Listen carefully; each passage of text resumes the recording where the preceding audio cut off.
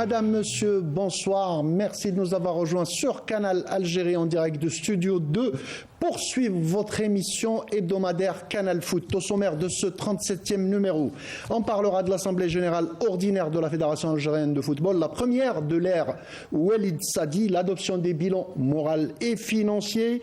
En marge des travaux, des distinctions ont été remises à des journalistes et d'autres personnalités, même certains à titre posthume.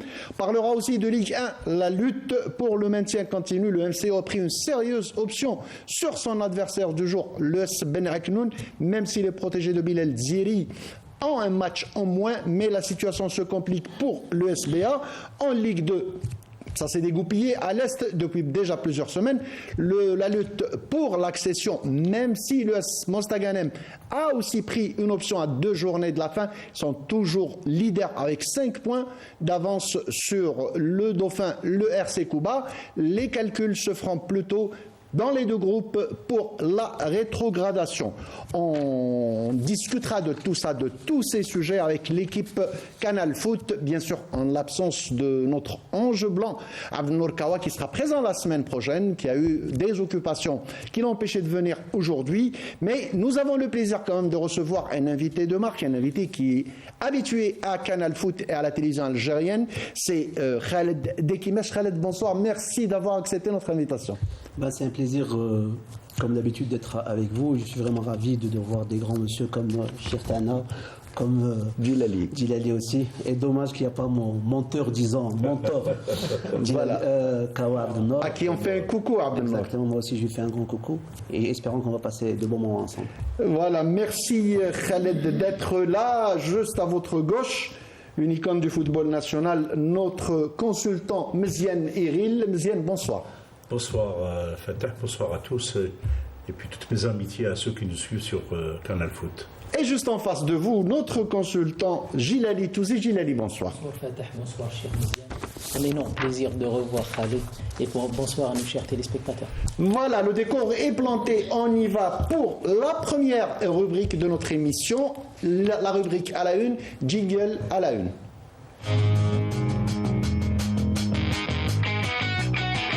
Alors, à la une, c'est l'Assemblée Générale Ordinaire de la Fédération Algérienne de Football qui s'est tenue hier à Bni Msous, à l'hôtel militaire de Bni Msous. L'ordre du jour, c'était surtout l'adoption des bilans moraux et financiers. Le quorum a été atteint. Le travail a été effectué dans de très bonnes conditions. Ça s'est passé dans de bonnes conditions. On va écouter tout à l'heure les déclarations de certains présents. Alors, il y a eu beaucoup d'invités. Il y a eu monsieur le ministre de la Jeunesse et des Sports qui était présent. Il y a eu aussi beaucoup d'invités, les parents des personnes qui ont été honorées, même à titre posthume. On est en train de voir les images, à l'image de Mohamed Merzougui, Yassine Zarguini, El Habib Ben Mimoun, Allah yarhamhum, Abdelrahman Zitouni aussi, Idriss Gaga. En tout cas, je pense qu'ils ont fait quand même le tour. Ils n'ont oublié personne et c'est à l'honneur de ceux qui ont fait ces distinctions. Ensuite, après l'adoption des bilans moraux et financiers, on a eu le président de la Fédération algérienne, M. Walid Sadi, d'abord qui nous a parlé de cet AGO ordinaire, comment ça s'est déroulé. Il a parlé de certains détails. L'URL FAF qui a été dissoute parce qu'elle n'a pas été utilisée depuis sa création. Il a parlé aussi de l'assainissement de la situation financière et enfin il a parlé du stage de l'équipe nationale de football. A signalé que les dates FIFA c'est à partir du 3, mais le président de la Fédération algérienne de football nous a expliqué que vu que beaucoup de joueurs sont déjà libres, ils ont fini leur championnat, le stage de l'équipe nationale pourra commencer le 1er juin. On va écouter Walid Sadi et on reviendra au débat. جمعية عامة عادية دارت في ظروف جيدة وهدوء تام. كانت المصادقة على التقرير المالي والأدبي. ما يخفيش عليك أن هذه فترة أن كانت التسيير تاعي إلا 3 أشهر لأنه الجمعية هذه اندارت للموسم 2023 كان بداية من 1 جونفي لغاية 31 ديسمبر. كل الأمور جرت في ظروف جد عادية. هو حل الشركه كان حل تقني، لانه شركه لما جينا شركه ما درت حتى ما عملت حتى اكتيفيتي. الور المكتب الفيدرالي قرر انه هذه الشركه يتم حلها لانها لم تستغل ولم تشتغل منذ تاسيسها. حقيقه الناحيه الماديه تثير كثير من التساؤلات، لانه خاصه انه ورثنا وضعيه صعبه جدا.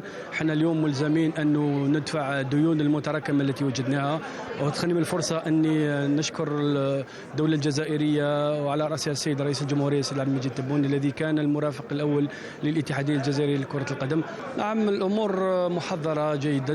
الناخب الوطني ان شاء الله برمج انه تعرف انه تاريخ فيفا يبدا 3 جوان، لكن احنا مع التنسيق مع الناخب الوطني البرنامج التربص راح يبدا بدايته من 1 جوان، لانه حتى نستفيد، لان نهايه الموسم يكونوا لاعبين كثير نهنوا البطوله تاعهم ان شاء الله. نحضروا جيدا لانهم مقابلتين هامتين، ربما احنا نشتغل على انه نحقق 6 نقاط في هذه المقابلتين ونتفادى الحسابات المعقده. Voilà, c'était la déclaration du président de la Fédération algérienne de football, Walid Sadi. Khalid, assainir la situation financière. Le sous-entendu dans ces déclarations, on est à l'ère du sponsor. Et là, la Fédération algérienne de football est en train de le faire et est dans l'obligation de le faire, de chercher des sources de financement, des sources de sponsors. De toute façon, tout le monde sait que le nouveau président de la fédération, quand il a pris ce poste-là, a trouvé une situation financière assez catastrophique. Bon, compliquée ou catastrophique, donc c'est son rôle d'essayer de trouver des sponsors. Je pense que l'Algérie est un grand pays et regorge de grandes sociétés qui peuvent aisément aider l'équipe nationale. Et comme notre ambition est quand même importante, c'est d'aller au mondial et de bien représenter notre pays. Je pense que les sociétés qui existent dans notre pays vont jouer le jeu et donner un coup de main à notre équipe nationale.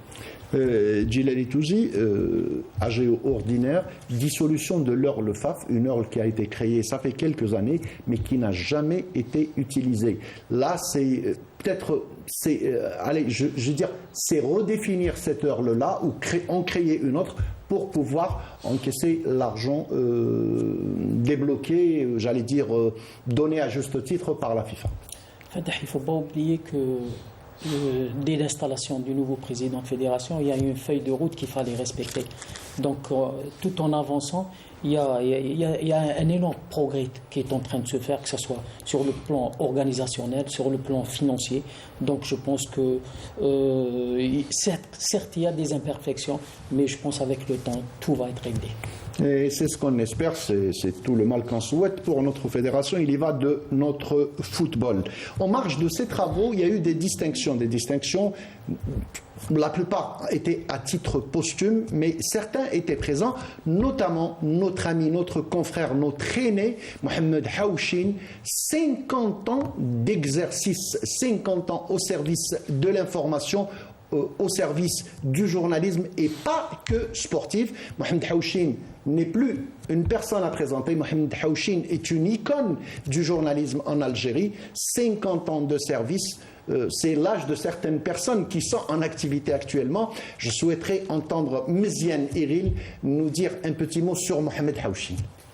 Mohamed Haouchin, c'est une figure du paysage médiatique sportif, issu d'une famille de grands sportifs aussi, lui-même ayant exercé le football, donc, mais il a terminé comme, enfin, il est toujours en poste, hein, il a la peau dure. Ah ben on ne le lâchera pas, de toute façon, on en a besoin. Depuis longtemps, moi je me rappelle quand j'étais arrivé à la chaîne 3 en 85-86, il était déjà là et il était dans le paysage, donc c'était quelqu'un qui était, qui est là, qui demeure. Je lui souhaite en tous les cas de demeurer encore et de durer dans ce qu'il aime le plus.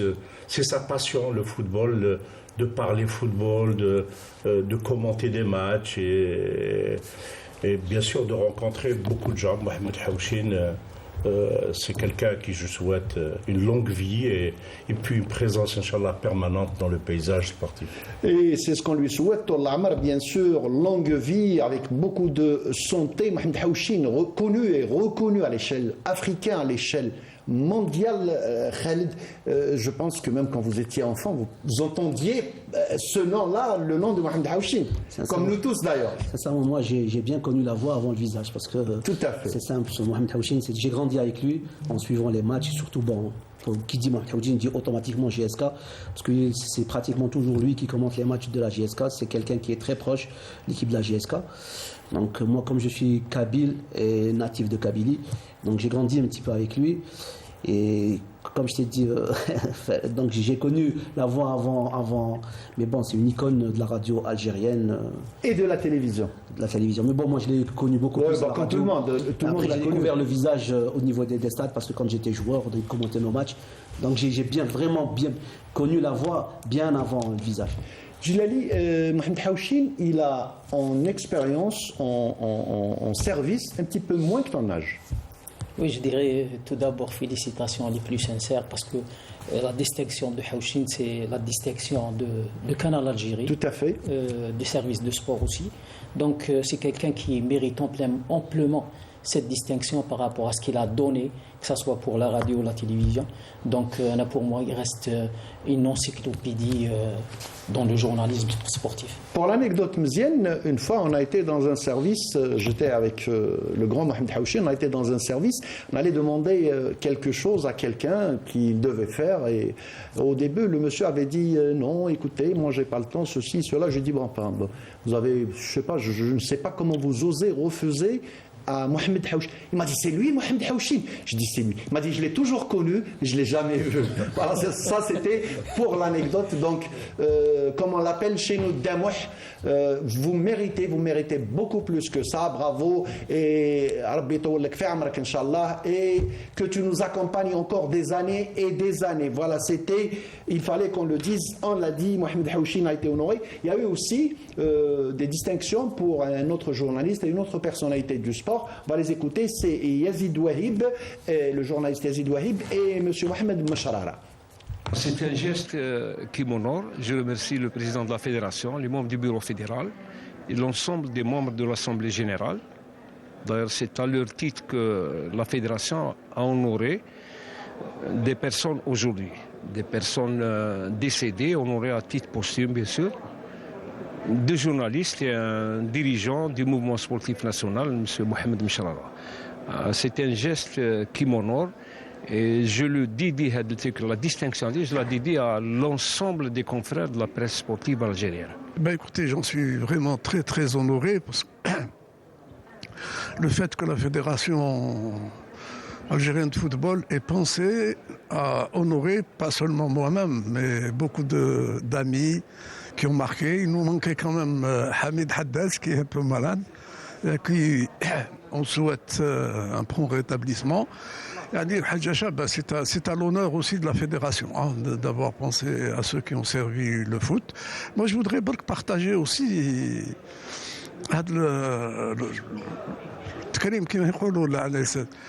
avec tout le personnel qui a travaillé avec moi, aussi bien à la Ligue qu'à la fédération. Parce que le grand plaisir était d'être entouré d'hommes, parce qu'on ne vaut que ce que valent les gens qui sont autour de nous. Alhamdoulilah, moi j'ai eu la chance de travailler avec des gens magnifiques, et je crois que le geste de la fédération d'aujourd'hui, il mérite sera partagé, Inch'Allah, avec nous. Et en tout cas, on souhaite beaucoup de chance, beaucoup de courage à M. Saadi qui nous a quand même rassuré qu'il y a une équipe qui travaille pour l'avenir du football national. Tout d'abord, On a eu les déclarations de Yazid Wahib et de Mohamed Macharara. Ensuite, on a pu discuter, vu qu'on est en fin de saison, ça se complique, la situation se complique, c'est pas le mot peut-être, mais ça devient urgent. Il faut gérer la fin de saison et préparer le début de la saison prochaine. On a rencontré M. Amin Mesloug, qui est en même temps vice-président de la Fédération algérienne de football, et c'est lui qui est chargé de la gestion de la Ligue nationale nationale de football.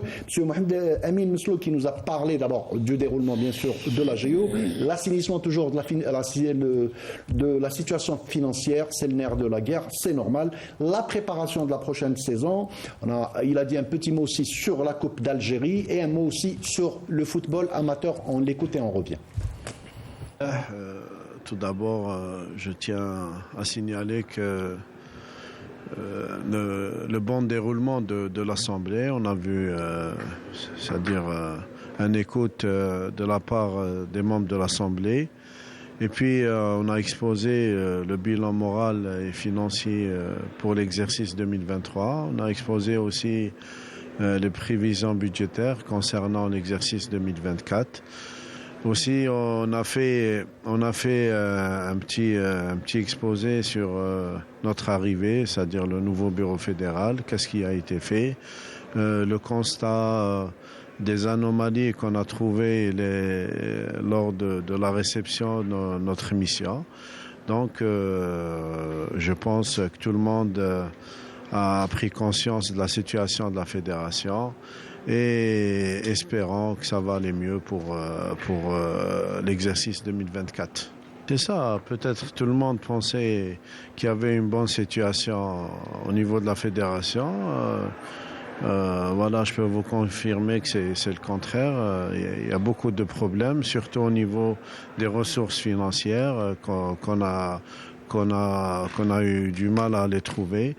Heureusement, avec la stratégie du président et les membres du bureau fédéral, on a pu, on va dire, redresser la barre et ramener d'autres ressources, assainir aussi les différentes dettes cumulées qu'on a trouvées. On a trouvé beaucoup de problèmes dans ce sens. Là, je pense que ça va beaucoup mieux et on va vers l'avant pour une meilleure gestion de la fédération. C'est très simple, c'est finir l'exercice 2024 avec une situation très claire et très clean, reprendre les bonnes pratiques de gestion, parce qu'il y a des pratiques, il y a des process ou des procédures qu'il faut respecter, qui n'étaient pas respectées auparavant. Donc toutes ces mesures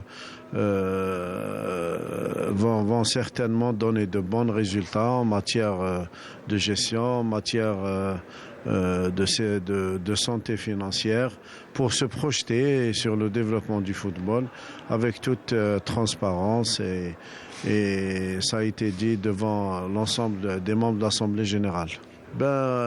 Sincèrement, la confirmation, on n'a pas encore. Ce qui est sûr, il y a, je pense, ça va être une date après la fin du championnat. Comme vous savez, on a décidé avec, bien sûr, en concertation avec les clubs, qu'on va finir le championnat au mois de juin, le 15 juin. Ça va être la dernière journée. Je pense après, il y aura une belle finale de la Coupe d'Algérie. Vous savez, le football amateur, c'est le réservoir du football professionnel, c'est le vivier de notre football. Ce qui est certain, il y a beaucoup de jeunes talents au niveau des clubs amateurs qu'il faut mettre en valeur, qu'il faut leur donner un soutien financier, un encadrement aussi, pour qu'ils puissent démontrer de belles choses. Là, sur la stratégie générale de la fédération et la feuille de route que le président a tracée, c'est de les mettre en valeur aussi des clubs formateurs qu'on a cru voir disparaître, chose qui n'est pas normale. Donc on va revoir tout ça dans le bon sens et je pense ça va donner du positif au football. Voilà, c'était la déclaration de M. Mohamed Amin Msloug, le vice-président de la fédération chargé de la gestion de la Ligue nationale de football. Il vient de nous tendre la perche pour parler d'un sujet très très important, c'est celui du football amateur, le pourvoyeur des talents, le pourvoyeur du football professionnel, le pourvoyeur des équipes de Ligue 1. Zianiril, c'est un sujet dont nous avons souvent parlé, vous avez toujours parlé de ça. On a parlé des clubs formateurs qui ont failli disparaître. le Nahd, il y en a qui sont au fin fond. On a parlé des clubs de l'Est, des clubs de l'Ouest et tout. Même au niveau du centre, des écoles connues et reconnues.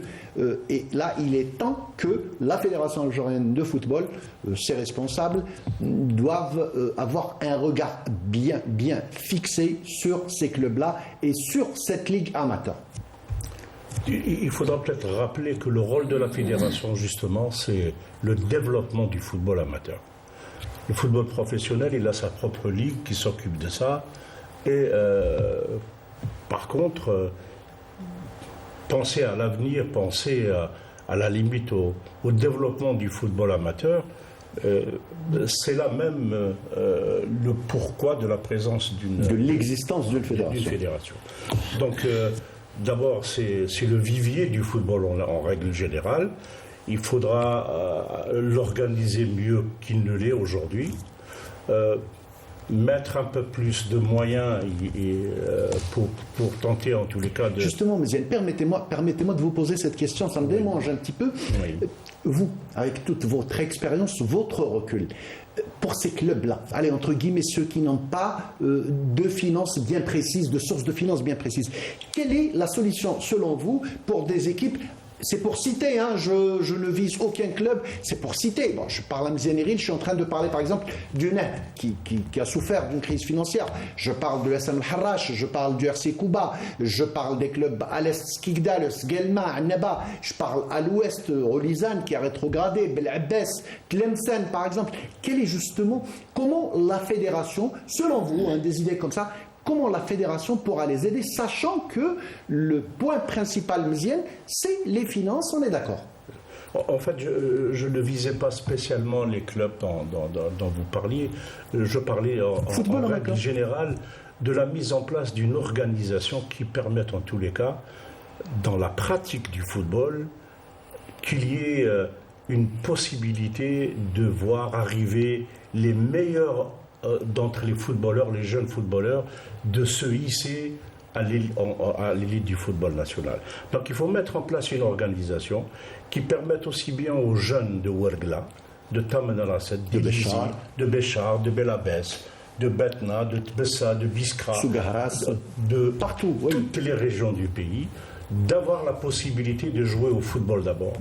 Organiser aussi au niveau du football, au niveau de l'enseignement de l'école, de scolaire, aussi avoir un œil sur ce qui se passe dans le monde scolaire. Mettre en place aussi un système de compétition qui permette aux clubs amateurs, en tous les cas, de pouvoir se hisser à un niveau supérieur pour féliciter et récompenser le mérite sportif. Donc, il y a toute une réflexion à faire là-dessus pour permettre justement à tous ces jeunes, et puis d'aller de la commune jusqu'au club professionnel. Quel est le meilleur moyen de permettre à un jeune, la réflexion est très simple, un jeune qui vit dans n'importe quelle région du pays, qui peut aller s'inscrire dans un club, qui peut travailler, qui peut jouer d'abord dans les aires de jeu du quartier, qui peut être vu. Donc la DTN doit être présente, avoir un œil depuis la commune jusqu'au club professionnel. Donc c'est toute cette organisation qu'il s'agit de mettre en place afin qu'il n'y ait pas de disparité d'une part et qu'il y ait aussi une présence qui permettent l'émergence des jeunes talents. La prospection dans un sens large. Je reviens vers vous.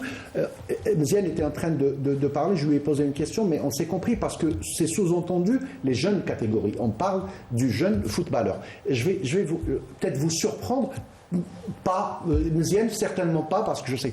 J'ai assisté dans ma jeunesse à un match de FASU où il y avait 4 internationaux. 4 internationaux. Donc, au lycée, il était déjà international. Je peux vous citer un nom, Méziane, Abdeslam Atiq, qui a joué la FASU, une phase finale de face à l'Est algérien, il était déjà international. C'est dire que le football scolaire, parlait des jeunes catégories, mais ça vient surtout de l'école. Non, sincèrement, Cheikh, il a vraiment touché le problème du doigt. Il faut déjà, la première des choses à développer, c'est comme tu es en train de dire, Fatah, c'est le football scolaire. Et à partir de là, c'est-à-dire il ne peut pas y avoir un football amateur développé sans qu'il y ait un football scolaire quand même. Donc ça part à partir de là. Après, le problème financier, c'est-à-dire tous ces clubs-là que vous avez cités, Fatah, tout à l'heure, c'est des clubs qui ont un problème de gestion. C'est tous ces clubs-là, ils ont d'énormes problèmes financiers, que ce soit les Relisènes, les Belabès, les Tlemcen, tous ces clubs-là, Skikda, ils ont eu des problèmes financiers. Et du coup, on est en train de voir, c'est-à-dire c'est un problème financier, qui dit financier, de gestion. Donc ils se sont retrouvés quand même dans des divisions quand même assez inférieures. Et dommage, sincèrement, tous ces clubs-là étaient des viviers pour l'équipe nationale. C'est-à-dire qu'on est d'accord que ça doit être, comme le disait Cheikh Mziane, une priorité pour la fédération, le sens même de l'existence de la fédération. Non, c'est sûr. Après, mais bon, c'est pas du jour au lendemain qu'on peut régler ce problème-là. Il suffit juste de voir ce qui se fait au-delà de la Méditerranée, en parlant de la France, c'est-à-dire leur football scolaire est très développé, leur football amateur aussi, comme il a si bien dit Mziane, la fédération, son rôle numéro 1, c'est de s'occuper du football amateur. On voit des subventions assez importantes qui sont distribuées sur les clubs amateurs, contrairement à nous. Nous, en général, les clubs professionnels, ils ont quand même leurs propres ressources. C'est-à-dire qu'ils n'ont même pas besoin de cette aide-là dont on est en train de parler. C'est vraiment les clubs amateurs qui ont besoin d'être accompagnés sur ça. Bien sûr, accompagnés et surtout accompagnés en même temps, disons, suivre l'argent, où est-ce qu'il va y aller. Tout à fait. Donc voilà. Gilles, vous qui vous êtes occupé des jeunes, vous occupez des jeunes, c'est un sujet que vous connaissez parfaitement. Ça fait quand même un petit peu mal de voir des jeunes évoluer, U13, U14, U15 et ensuite disparaître. Parce qu'il est du football amateur, il n'a pas eu la chance d'accéder à un club professionnel, de signer une licence dans un club bien structuré, dans un club professionnel, mais c'est des valeurs sûres qui disparaissent. De toute façon, le Cheikh Mziane, il a tout résumé. Oui, non, mais bon, je parle de ton expérience. Indépendamment de ça, pour moi, le football amateur, je dirais, c'est le parent pauvre du football. Surtout, il ne faut pas oublier qu'il y a énormément de déperdition de jeunes talents avant qu'ils arrivent dans le professionnalisme. Donc il y a d'énormes joueurs, d'excellents joueurs qui ont de la qualité, des joueurs de talent, des joueurs de niveau, je dirais, appréciable, qui partent dans la nature. Donc il faut trouver des mécanismes, il faut refondre, une refondation. Il faut trouver les mécanismes nécessaires, profondes, pour revoir le football amateur et pourquoi pas démarrer de Après, juste une chose. Laisse-moi dire juste une chose. Il y a quand on parle de jeunes catégories, il y a des jeunes catégories au niveau des clubs professionnels qui sont beaucoup moins lotis que dans d'autres clubs, soi-disant, entre parenthèses, amateurs. Parce que vraiment, Cheikh, peut-être qu'il peut en témoigner. Au niveau des clubs professionnels, ils sont 16 clubs. Hein. Quand je parle du football amateur, ils sont des milliers de clubs. Oui, bien sûr. Donc de la wilaya, après honneur et sûr, tout. Il faut aller vers la commune.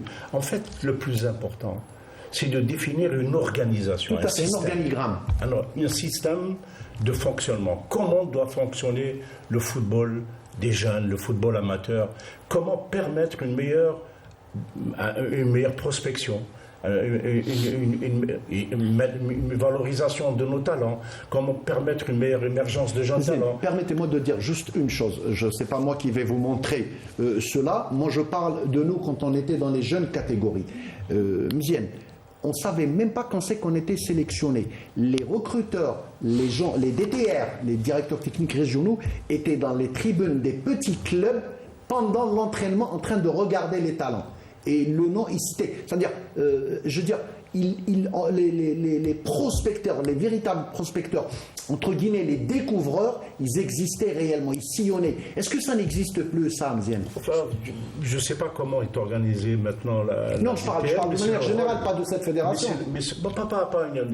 Je parle de la DTN en général. Ouais. La fédération, elle a une structure technique qui doit s'occuper de cela, non seulement proposer la façon de procéder, proposer les moyens à mettre en place, et puis surtout évaluer le coût, combien ça coûte, combien ça doit coûter tout cela, et puis proposer, bien sûr aux responsables de notre pays, proposer un projet qui permette de dégager les moyens qu'il faut pour cette organisation. Bien sûr, il faudra élargir le débat, discuter à travers tous ceux qui sont intéressés par ce sujet. Il y a probablement d'autres idées plus intéressantes. De la discussion jaillit la lumière. Absolument. Donc il faudra mettre en place une façon, en tous les cas, de faire intéresser beaucoup de gens qui aiment le football et qui peuvent apporter quelque chose de par leurs idées. Ensuite, il s'agit à la direction technique et à la fédération de ficeler tout ça et de présenter un véritable programme de développement pour le football national. Vous voulez dire quelque chose, Khaled? Non, moi je me rappelle à l'époque quand j'étais jeune, on faisait des sélections de wilaya pratiquement chaque semaine. Peut-être le cheikh il s'en rappelle. C'était pratiquement chaque semaine, on était en sélection. Chaque semaine, je me rappelle, je ne sais plus si c'était un lundi ou là, chaque semaine, on partait, on jouait. Et les regroupements, c'est déjà pendant les vacances scolaires. C'est déjà l'élite. Ouais. Ils sont choisis, ils sont rentrés dans un système d'élite. Après, ce qui nous intéresse, nous, c'est les autres. Oui, mais bien sûr. Il faut toujours rester, chaque année, à trouver de jeunes talents, de meilleurs, élever les exigences techniques pour qu'un jeune, s'il doit être monté aujourd'hui, s'il est sélectionné à 6 sur 10, l'année prochaine, il le sera à 7 sur 10. L'autre année, il sera à 8 sur 10. Progression. Élever toujours les exigences techniques pour que l'élite soit mieux représentée. Oui, et ça part. Pourquoi j'ai parlé tout à l'heure du scolaire Mzienne? Parce que je l'ai vécu. C'est une période que j'ai vécue. Beaucoup, pour ne pas dire la majorité, sont sortis du scolaire. Et vous êtes d'accord avec moi. Même les compétitions, vous vous rappelez, les compétitions, les interquartiers qui se passaient en été, et c'était organisé. On fait sortir beaucoup de joueurs. Les interlycées aussi. Les interlycées, effectivement. Et c'est ça vraiment l'essence, enfin le sens même de l'existence d'une fédération. Bon, on espère, on ne doute pas de la bonne foi des gens, mais on espère que notre fédération, nos responsables, la direction technique nationale, qu'elles mettent le doigt sur ce sujet sensible, celui de s'occuper du football à partir de la commune, comme le disaient Mzienne, Iril et Gilali. C'est juste l'heure de l'appel à la prière d'El Isha. On écoute, on va écouter.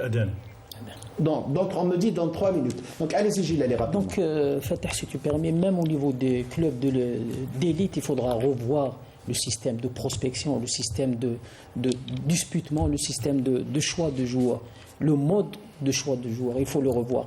Parce que parfois, il y a des clubs qui reçoivent 200, 300 jeunes par journée. Donc, allez-y faire la détection et trouver l'oiseau rare et trouver les jeunes talents. Donc, je pense que il faudra créer des commissions composées de jeunes, de techniciens. On rentre dans la gestion des clubs. Nous, on est en train de parler de la fédération. Je suis d'accord avec vous sur l'idée, je suis d'accord. C'est vrai, Mzienne, que c'est un non-sens d'appeler à un disputement pendant 48 heures et que tu aies 3000 jeunes. On l'a vu, ça s'est produit, Gilali. Ça s'est produit, Mzienne, on l'a vu, ça a même circulé sur les réseaux sociaux et c'est pas une bonne image.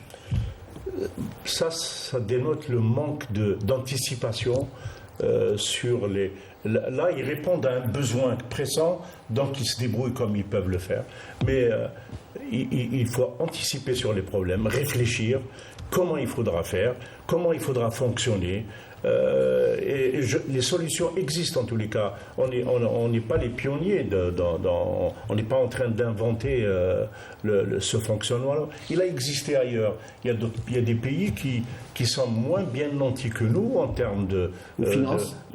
Pas seulement finance, mais en termes sur le plan humain déjà, sur le plan des jeunes sportifs. Nous, on a un pays très jeune, il y a beaucoup de jeunes qui adorent le football. Il suffit de les organiser. Maintenant, il faut aller vers cette forme d'organisation, trouver la meilleure organisation possible, à quel niveau, quand, comment il faut le faire, et puis évaluer tout ça se retrousser les manches et préparer l'avenir. Mziane, je suis tenté de poser une question parce que c'est un sujet délicieux, celui de la prospection, celui de la découverte des talents. Pourquoi à notre époque, à votre époque, c'était pratiquement les entraîneurs des jeunes catégories, c'était des analphabètes, sans vouloir manquer de respect aux gens, c'est-à-dire c'est des gens qui n'ont pas été à l'école d'abord et qui n'ont pas fait de formation, mais qui ont sorti, je vous parle par exemple de la génération de l'entente de Sétif, championne d'Afrique 89, c'est ça 88. 88.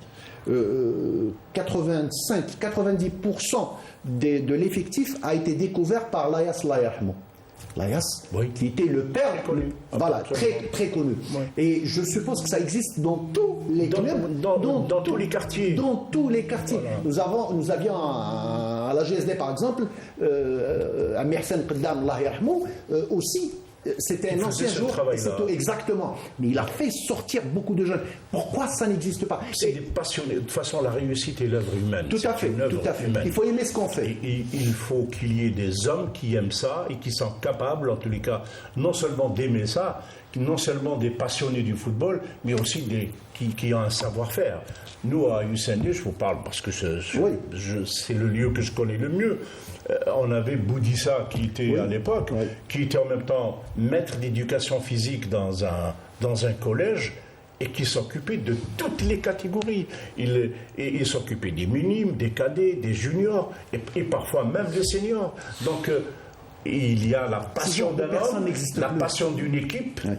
Parce qu'aujourd'hui, il y a une meilleure organisation. À l'époque, il n'y avait pas une bonne organisation. Aujourd'hui, l'Algérie, elle a beaucoup de moyens. Elle a doit une profiter de fédération, tout ça. Ouais. elle a une direction technique, elle a ses représentants à travers tout le pays. Il suffit seulement aujourd'hui d'éclairer un peu plus quelle est la fonction de Flen, qui doit faire telle chose, comment il doit la faire. En fait, c'est d'arrêter un programme de développement, chose qu'on n'a pas encore faite jusqu'à aujourd'hui. On se contente juste d'aller faire des petits plateaux, de sélectionner des gens et de les ramener en équipe nationale. Ça ne dure Très pas. rapidement, Khaled, parce que c'est l'Adel Juste, tu sais, Fatah, une fédération, une DTN, combien elle doit rouler avec combien de personnes? En Allemagne, par exemple, ils sont 500 personnes à s'occuper de la mais DTN. c'est très clair. Alors que nous, on est à combien, cher? Ah, il n'y en a pas, il y a une dizaine de personnes. Ouais, voilà, donc tout ça est à revoir et de toute façon on sait que le plan est ambitieux, on espère que ça va être mis en route. Là c'est l'heure de Adan El-Isha, on va écouter l'Adan et on reviendra au débat. أعوذ بالله من الشيطان الرجيم إن الصلاة كانت على المؤمنين كتابا موقوتا صدق الله العظيم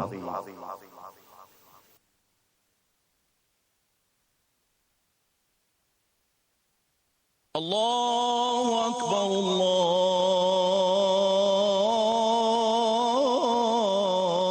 الله أكبر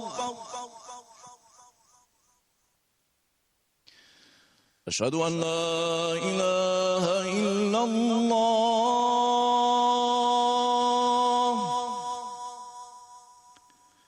أشهد أن لا إله إلا الله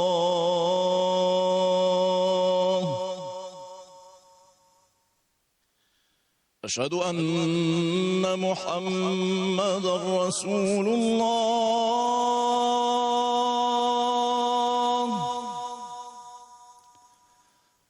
أشهد أن محمدا رسول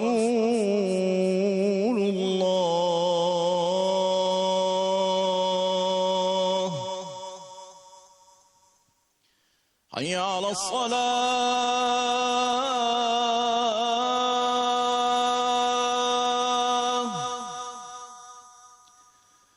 حي على الصلاة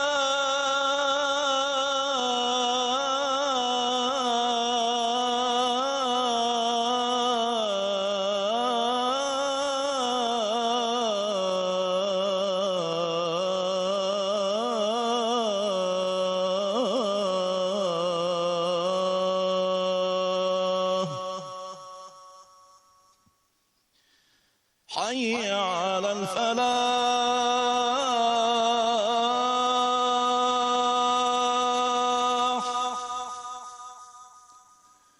حي على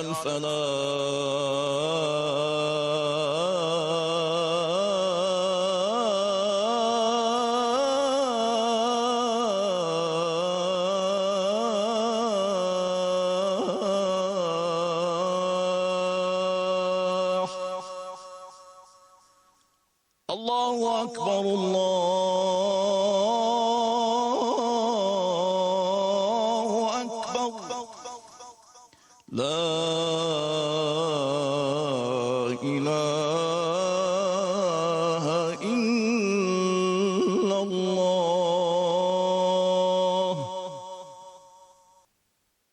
اللهم رب هذه الدعوة التامة والصلاة القائمة آت محمدا الوسيلة والفضيلة وابعثه مقاما محمودا الذي وعده. امين يا رب العالمين. تقبل الله صلاة الجميع بمزيد من الأجر والمغفرة والثواب. On revient au plateau. La discussion, le sujet était très intéressant. Si on s'y met, ce que je pensais, si on s'y met, la semaine prochaine à la même heure, on sera là. Donc c'est un sujet qu'on peut discuter en large et en travers, mais on espère que le message des spécialistes, le message des connaisseurs, ceux qui aiment le football et qui savent par quel bout il doit être pris, va être écouté, et c'est pour le bien du football national. De toute façon, tout le monde est d'accord, la base du football en Algérie, c'est le football amateur, c'est pas autre chose. Comme le disait Mzianiril, les clubs professionnels, ils savent s'autogérer, il faut s'occuper des clubs qui ne peuvent pas le faire, et ça se passe en amateur de la wilaya jusqu'en D2. Bon, on s'arrêtera en interligue. On passe maintenant à la Ligue 1, jingle Ligue 1.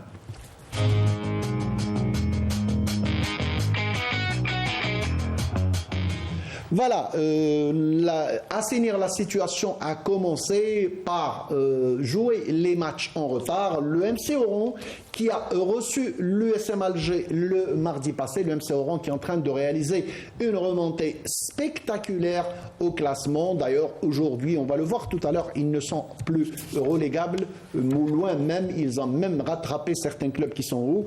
On va voir le résumé du match qui a eu lieu le mardi passé entre le Mouloudia d'Oran et l'USM Alger. On va voir le match et on revient au débat. وليد عرجي يلعبها كرة من هناك الرأسية، ولكن التصدي من الحارس بن بوط في أول كرة صعبة وخطيرة دائما لفريق مولودية طهران.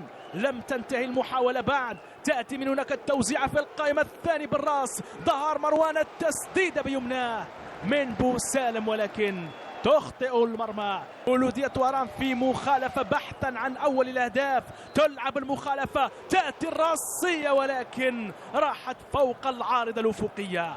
الرأسية من كروم، الكرة لمولودية طهران في محاولة، هنا الرأسية، هنا الهدف الأول، هنا الهدف الأول لمولودية طهران. أبناء الحمر يحركون الشباك، ينفذون إلى العرين العاصمي، يسجلون أول الأهداف. 1-0 عبر رأسية ظهر، 1-0 عبر رأسية ظهر، 1-0 في الدقيقة 38. مولودية طهران تصل إلى شباك اليسمى، 1-0 لأبناء الحمر. والفرحة في المدرجات، أنصار مولودية طهران يطلقون العنان للأفراح للاحتفال بالهدف الأول في هذه المباراة.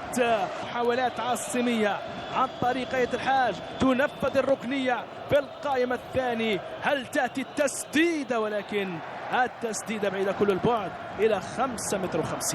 أتيبة في انطلاقة عاصمية، المحاولة الصعبة خطيرة، ولكن هنا دائما تبقى البحث عن التسديدة. تأتي التسديدة إلى 5.50 متر.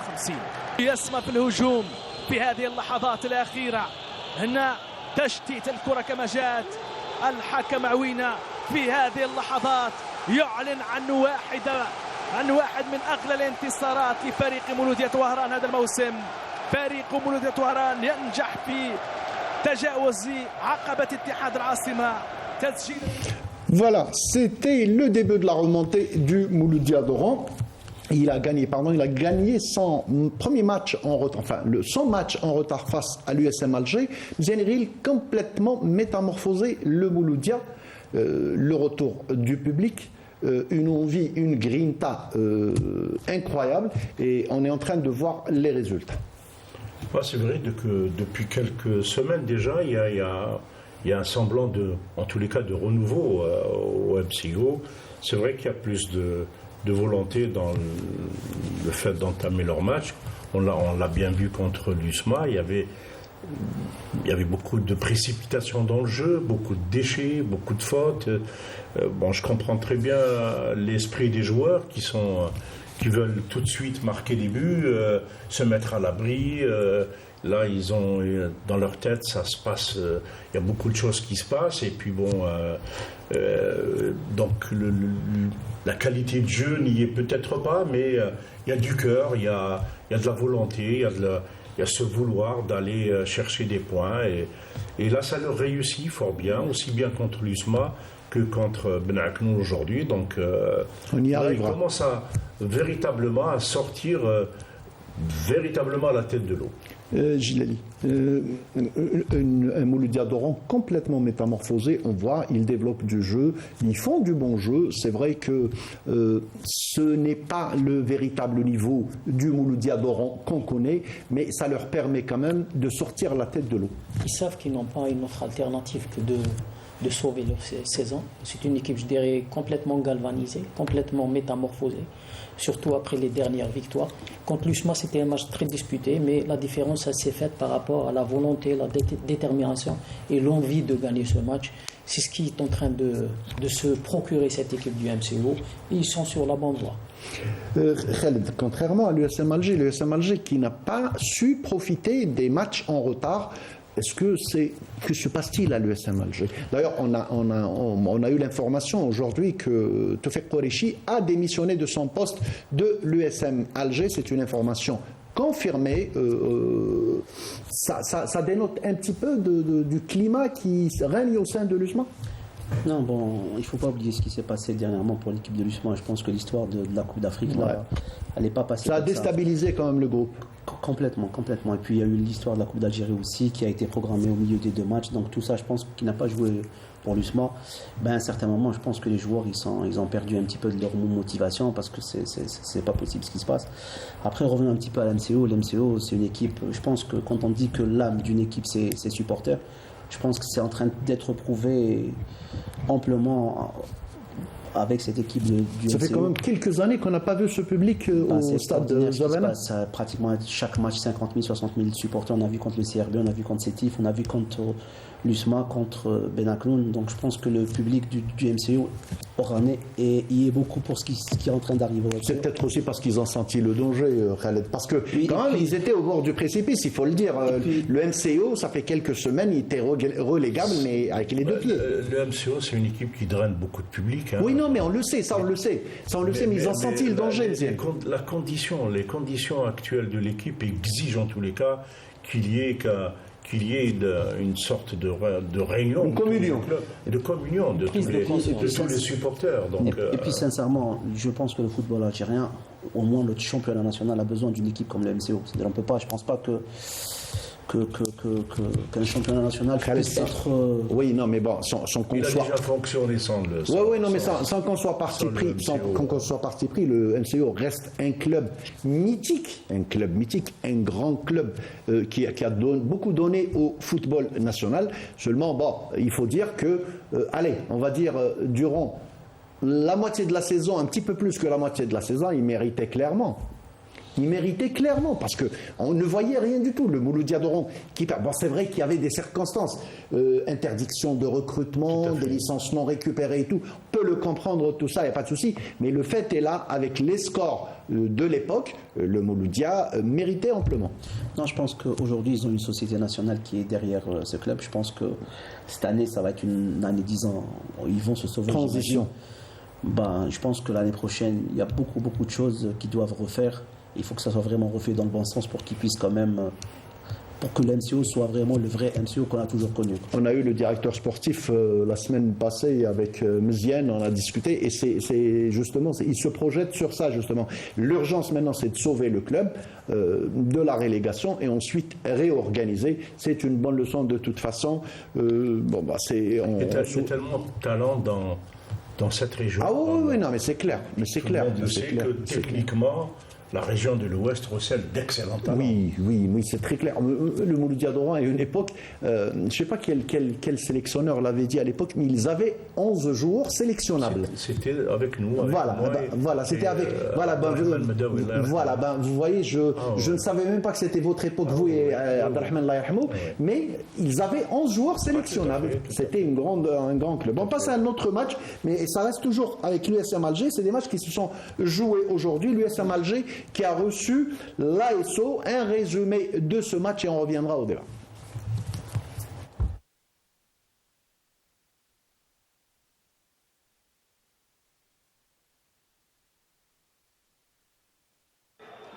الهجمه المرتده لجمعيه اولمبيش نفتص الكره لبورديم مفوج لوجهه هدف المباراه الاول بورديم يباغت الجميع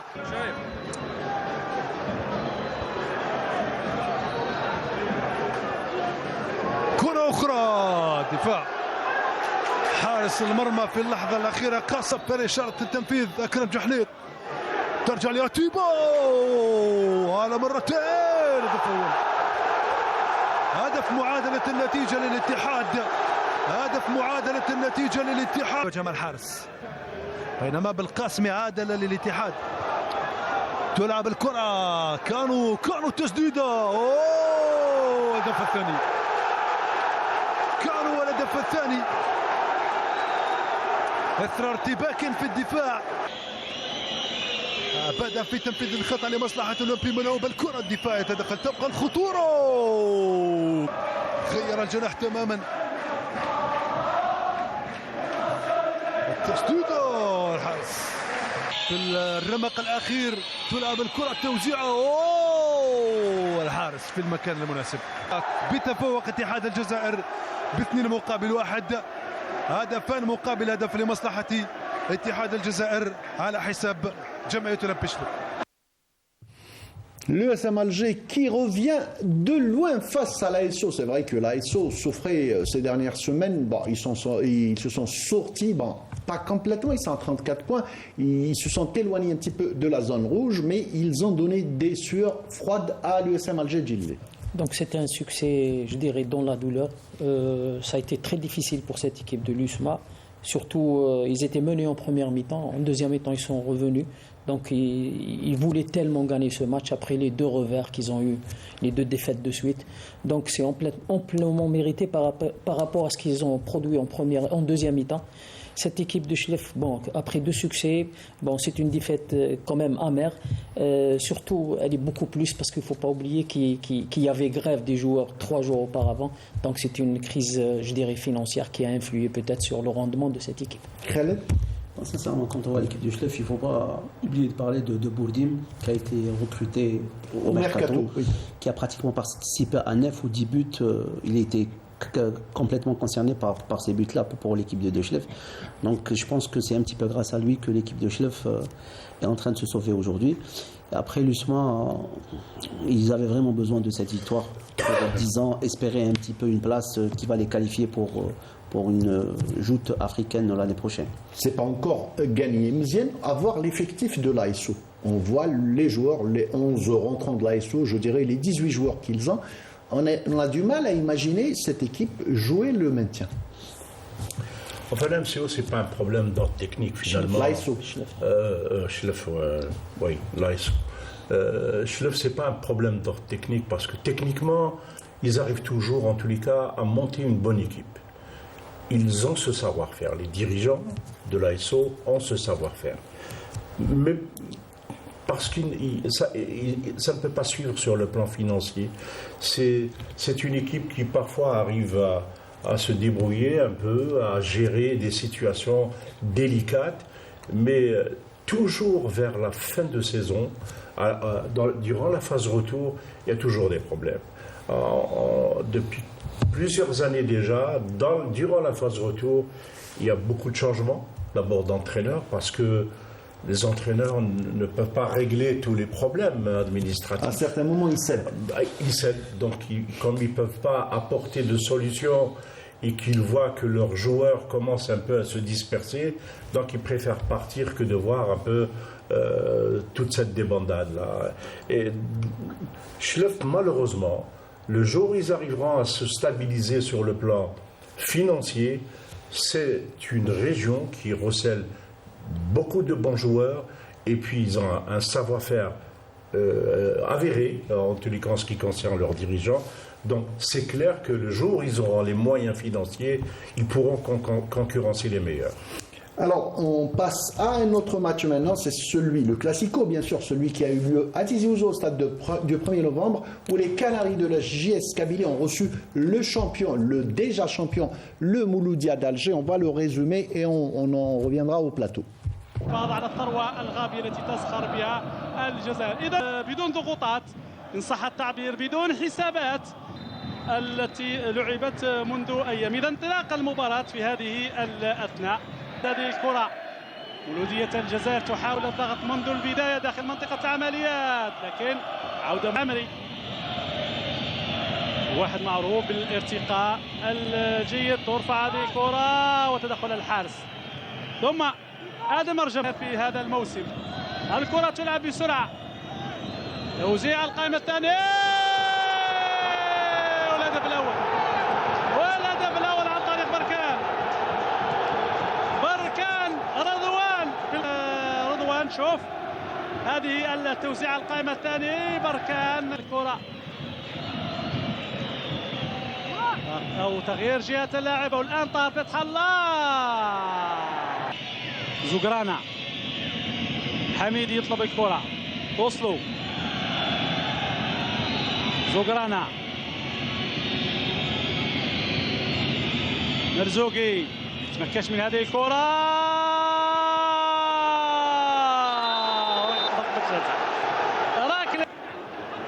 شوف اللقطة تمرير الكرة هو داخل منطقة عمليات لا ربما صعب الحكم على هذه مرزوقي يتقدم يسدد يسجل يعدل إذا مرزوقي يعدل المقابلة إذا مرزوقي ينجح في معادلة النتيجة في هذه الدقيقة 84 من خلال التصرف نقدر نقول كان من الممكن تفاديه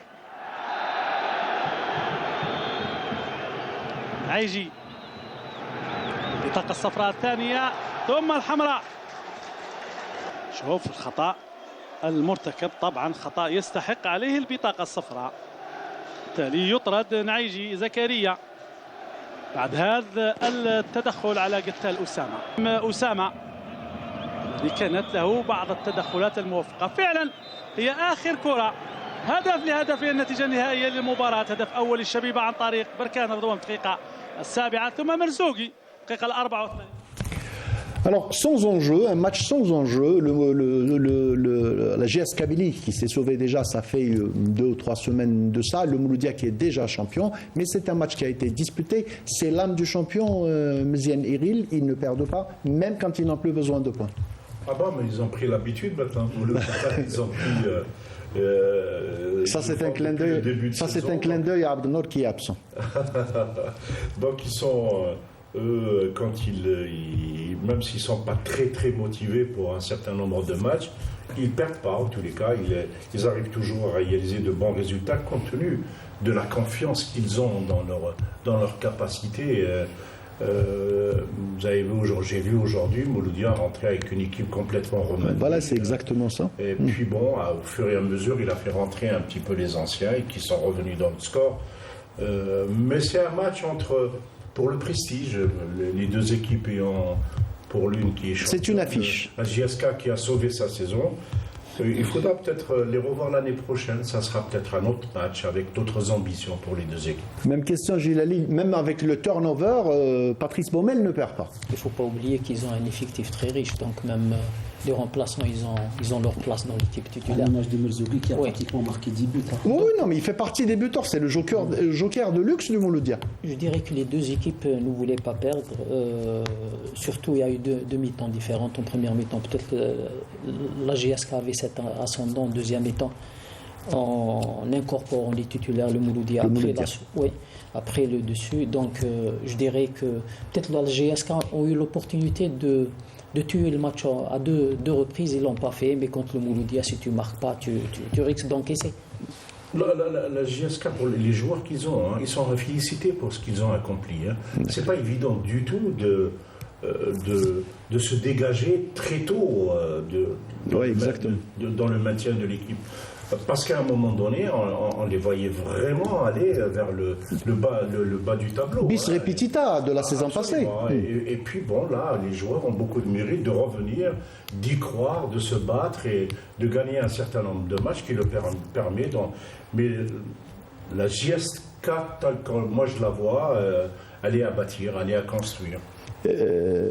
Khaled, le classico reste un classico, c'est-à-dire même si c'est sans enjeu, on voit quand même que, comme le disait Gilali, aucune des deux équipes ne voulait perdre. Non, mais bon, après, quand on voit le nombre de personnes qu'il y avait dans les tribunes, ça donne un petit peu envie de développer du beau jeu. Oui. Non, c'est pas ça. Au contraire, un match. Ah pardon, allez-y. Un match. Mouloudia, si le Mouloudia n'était pas encore champion, on aurait vu un stade vraiment archi. Il y avait du monde quand même. Et bon, pas vraiment, c'est-à-dire une telle affiche aurait attiré les grandes foules. Normal. Et bon, le stade était pratiquement à moitié vide. Donc bon, ça donne un petit peu la moitié plein. À moitié plein. Moi je préfère ça.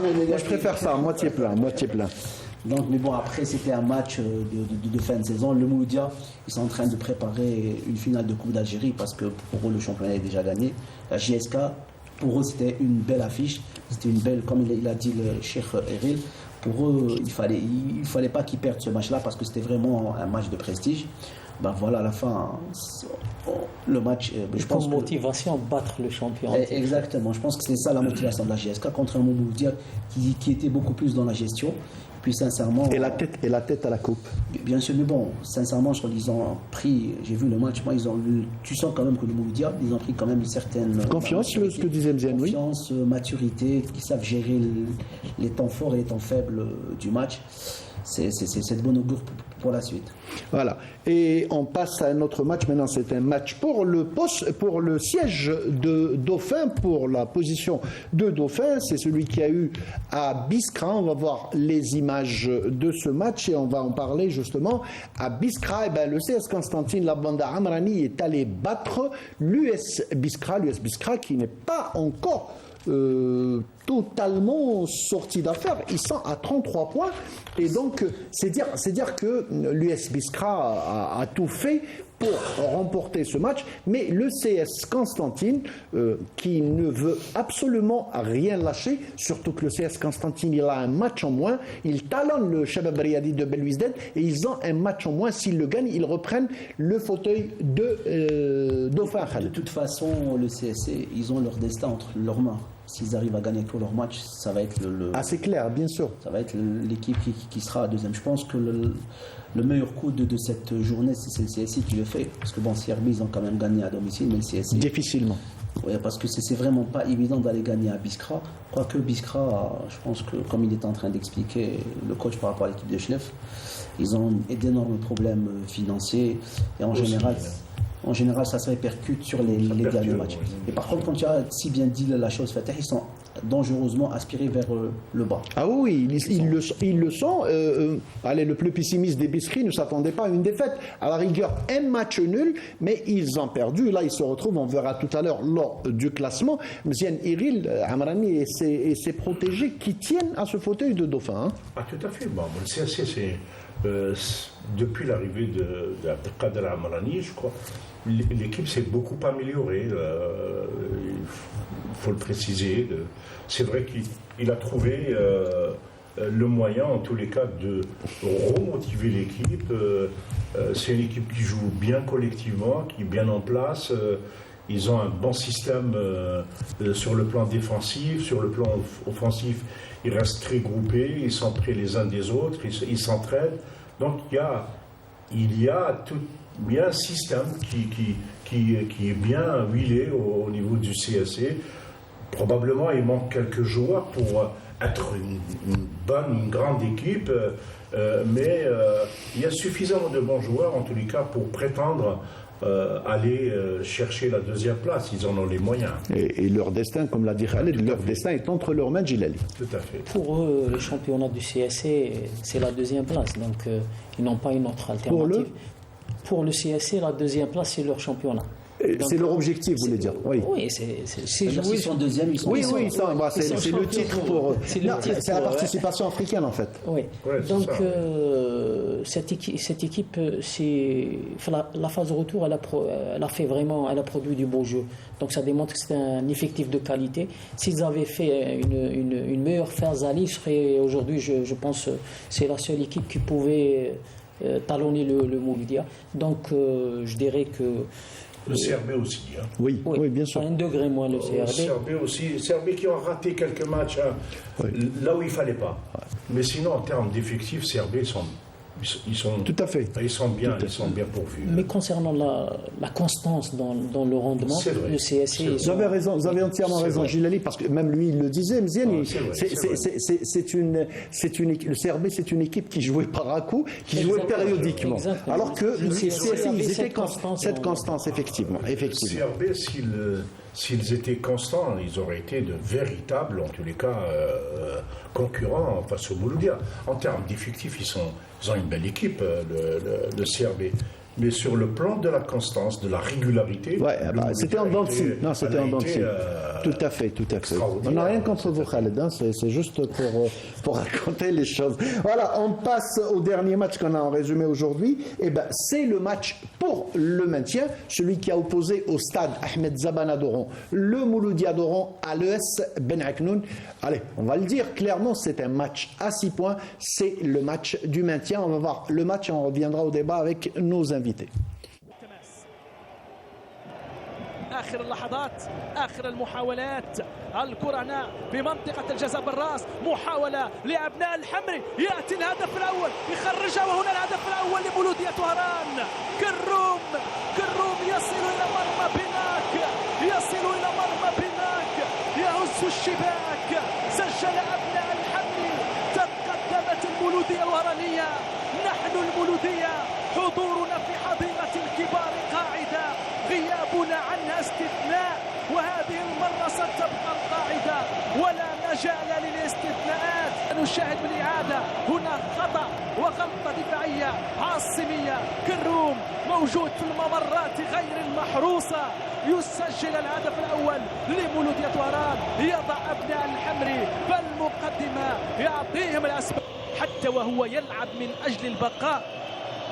الكرة لعبد الرحمن حشود ملعوبة في منطقة الجزاء محاولة عاصمية يرتقي فوق الجميع الحارس دلك رشاي يلتقط هذه الكرة سريعة لأبناء الحمري هذه كرة لمطراني بحثا عن ثاني الأهداف كرة تأتي بالقائمة الثانية والرأسية حاضرة ولكن إلى 5 متر 50 إلى 5 متر 50 من مروان لبوعلام مصمودي كيف سيكون رد فعل نجم بن عكنون على هذا الهدف النجم الذي أدى مباراة دفاعية خلينا نقول جيدة ولكن خطأ واحد غلطة واحدة أتت بالهدف الأول الأسيست كان من مروان بوسالم التسجيل والتهديد جاء Voilà, et donc la situation de l'ES Ben Aknoun malheureusement se complique. C'est les deux principaux concurrents pour le maintien. Et finalement, c'est le Mouloudia d'Oran qui l'a emporté par la plus petite démarche 1-0. Mzianirin, la situation de l'ES Ben Aknoun qui se complique. Ah oui, on avait dit déjà la semaine dernière que c'est un match qui allait... c'est une finale, comme disait Bilal Ziri aussi. Un match à 6 points, même si Ben Aknoun a un match retard, c'est même s'il le gagne, il revient à 3 points du... C'était le match à ne pas perdre. MCO. Oui, je crois que même si les comptes mathématiquement ne sont pas faits, oui, bien sûr, mais le MCO a pris une sérieuse, en tous les cas, option pour se maintenir en première division. Djilali ? Même si c'est une victoire étriquée, je dirais, par les tripes, ça reste quand même une victoire très bénéfique, très importante pour le MCO. Ben Aknou, c'était le match à ne pas perdre. Je pense que devant la réussite, elle était beaucoup plus du côté du MCO. Ils sont sur la lancée. Et malgré qu'ils gagnent par un but d'écart, ils sont toujours là, ils sont présents. Donc ça sera difficile pour Ben Aknou pour la suite. Khaled, moi je te pose une question bien spécifique. Le MCO a encore un déplacement à Constantine pour jouer le CS Constantine qui joue la deuxième place. Donc le match sera compliqué pour le Mouloudia d'Oran. En plus de ça, c'est pour dire que c'est pas mort pour Ben Aknoun. Ben Aknoun a encore 3 matchs. C'est-à-dire que mathématiquement, c'est pas encore fait. Non, mathématiquement, c'est pas encore fait. Mais il ne faut pas oublier une chose, que l'MCO en goal average particulier est meilleur que Ben Aknoun. Ah non, au goal average particulier, c'est Ben Aknoun qui est meilleur. Ben Aknoun, ils ont gagné 2-1. Oui, mais quand tu fais le calcul, au nombre de buts, Ben Aknoun est à moins 6. Je ne sais pas comment. Le MCO est à moins 8. Non, je ne sais pas quand. Est-ce qu'ils prennent le goal average? Moi, je parle du classement. Quand on l'a vu, le classement, ils avaient le même nombre de points. Le goal average particulier. C'est le MCO qui. Parce que si on prend. Si demain. C'est le résultat entre les deux équipes. Exactement. Si demain, Ben Aknoun est à égalité de points avec le MCO. C'est pas le MCO qui est en ballottage favorable. Le MCO, ils ont gagné 1-0 aujourd'hui. Oui. Ils ont perdu 2-1. Oui. Au match aller. Oui. Donc au match aller. Si on compte, si le but marqué à l'extérieur. Ah non, mais ça compte pas comme ça. Je ne sais pas comment ils font. Non, ça ne compte pas comme ça. Au contraire, c'est l'offensif qui compte. Mais de toute façon, on vérifiera ça. Après une chose est sûre aussi. Là, mais après une chose est sûre. Le nombre de buts marqués, le nombre. Voilà, c'est ça. Moi, j'ai vu le dernier classement. Le MCO était à moins 9 et Ben Aknoun était à moins 5 avant ces 2 matchs. De toute façon, Fatah, c'est pas gagné d'avance.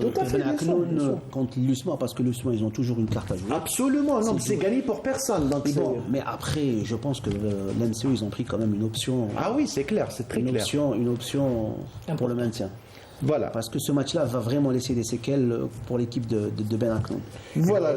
Il leur reste 2 matchs. Le MCO 2 matchs et Ben Aknoun 3 matchs. Le MCO doit faire 4 points. 4 points, oui, exactement. Oui, tout à fait. 4 points. Ben Aknoun doit faire le plein. Ah, Ben Aknoun doit faire le plein. Mais mathématiquement, on est d'accord, Mzienne, que c'est pas encore scellé. Oui, mais enfin. Voilà, on va voir. Il y a des matchs qu'on n'a pas vus. On va voir les résultats de cette 27e journée ainsi que le classement en musique. On en parlera après.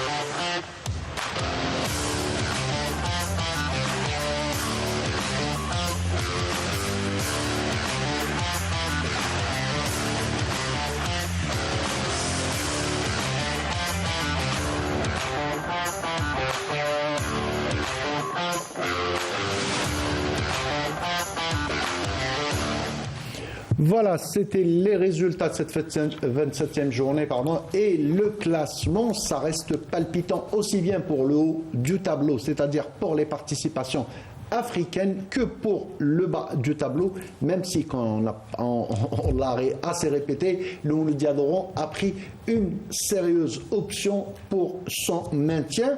On passe maintenant à la Ligue 2, jingle Ligue 2.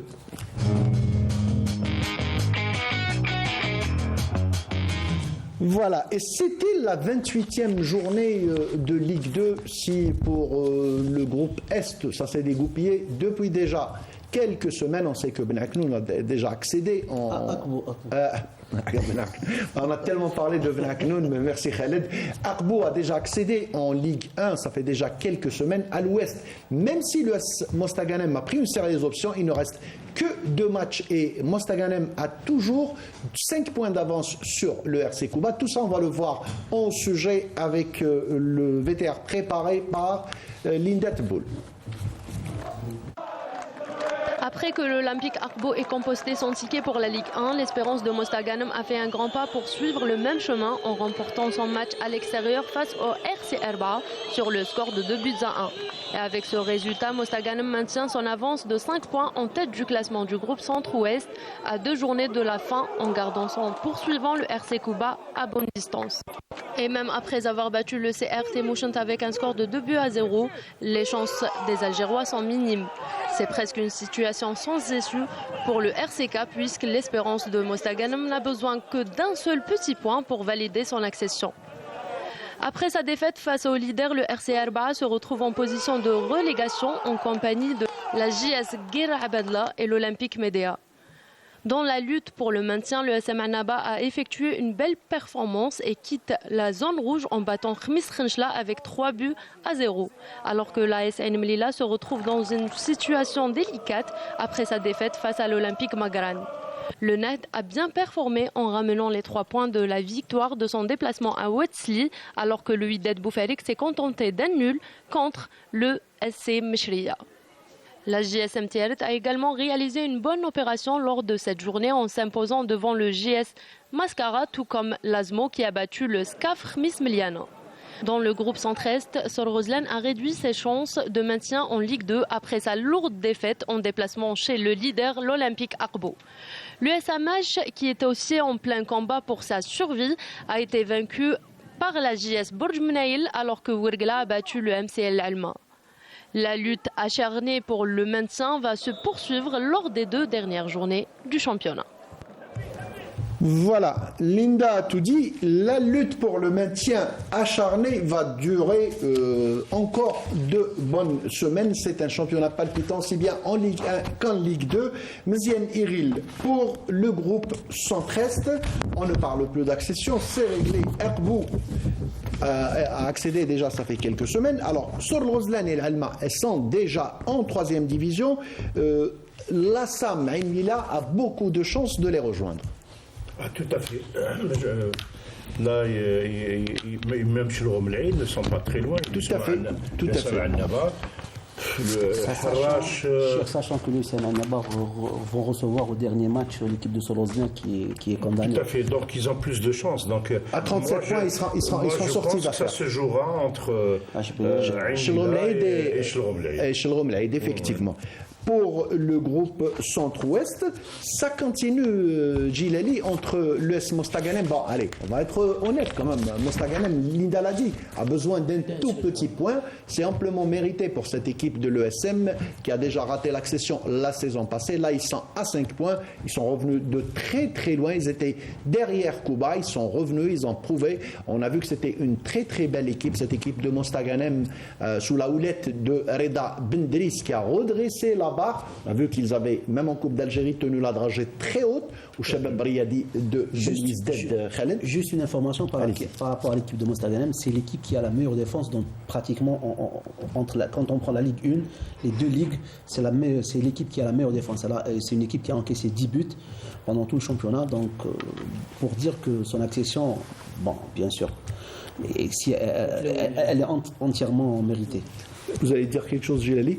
Concernant Mostaganem, c'est amplement mérité par rapport au parcours qu'ils ont fait depuis l'entame du championnat. Ils sont premiers, donc ils n'ont jamais laissé la première place, donc ils méritent amplement. Pour ce qui est des relégables, je pense à part Mdia et Rdir Abadla qui sont pratiquement rétrogradés. Donc ça va se jouer de la 7e place jusqu'à la 13e pour le 3e relégable.